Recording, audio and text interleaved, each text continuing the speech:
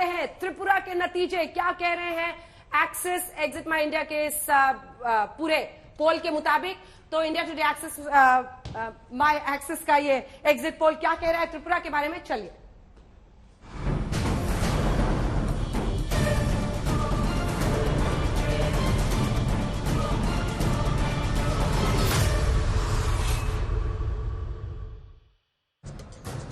तो चलिए त्रिपुरा के इस भव्य नजारे के बीच आपको बताते हैं कि आखिर क्या कहता है इंडिया टुडे एक्सिस माई इंडिया का ये एग्जिट पोल त्रिपुरा के बारे में, क्योंकि भारतीय जनता पार्टी ने वाम दलों का गढ़ ढा दिया था पिछले चुनावों में, और इस बार जो हमारा ये पोल है वो ऐसे संकेत दे रहा है कि भारतीय जनता पार्टी एक बार फिर से अपना वर्चस्व कायम रखेगी 45% वोटों के साथ।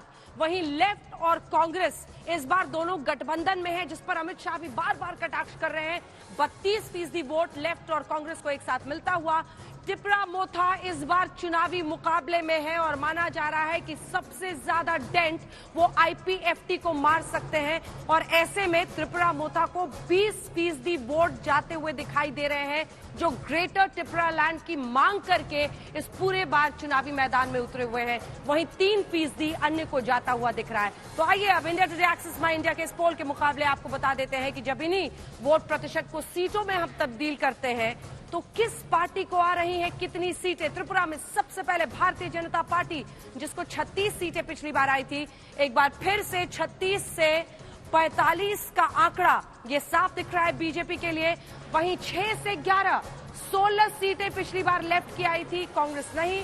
6 से 11 के बीच में लेफ्ट और कांग्रेस का गठबंधन साफ इशारा करते हुए कि अलायंस का फायदा नहीं मिल रहा है। वहीं टिपरा मोथा को अगर आप देखें तो 9 से 16 सीटें, यानी सबसे ज्यादा डेंट वो आईपीएफटी को मारते हुए साफ दिखाई दे रहे हैं, और शायद उनके नेता जो एक के बाद एक छोड़कर टिपरा मोथा में आ गए थे, उसका फायदा साफ दिख रहा है। इसी के साथ अन्य का आंकड़ा इस बार 0 हो गया है। लेकिन एक बार फिर से ये, अगर यही सीटें उस दिन फाइनल रिजल्ट के दिन में आते हैं और हमारा एग्जिट पोल एग्जैक्ट पोल में बदलता है, तो भारतीय जनता पार्टी एक बार फिर जबरदस्त जीत के साथ अपना वर्चस्व त्रिपुरा में कायम रखकर जीत हासिल करेगी, और वाम दलों का गढ़ एक बार फिर से उसी तरह से दूर करने में कामयाब रहेगी। अब हम आपको जल्दी से दिखा देते हैं मुख्यमंत्रियों की बात। तो मानिक साहा ऐसा लग रहा है कि अपनी कुर्सी बचाने में कामयाब रहेंगे। 27% वोट उनके लिए हैं।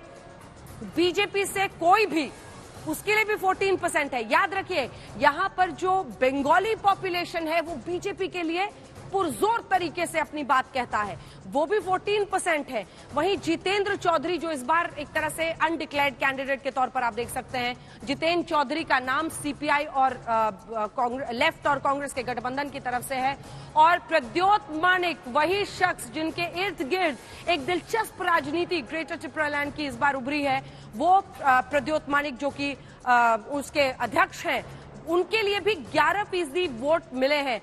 रॉयल फैमिली से आते हैं और शाही खानदान से आने की वजह से एक उनका कनेक्ट लोगों से बना है, एक चेहरे के तौर पर उन्होंने अपनी पहचान बनाई है।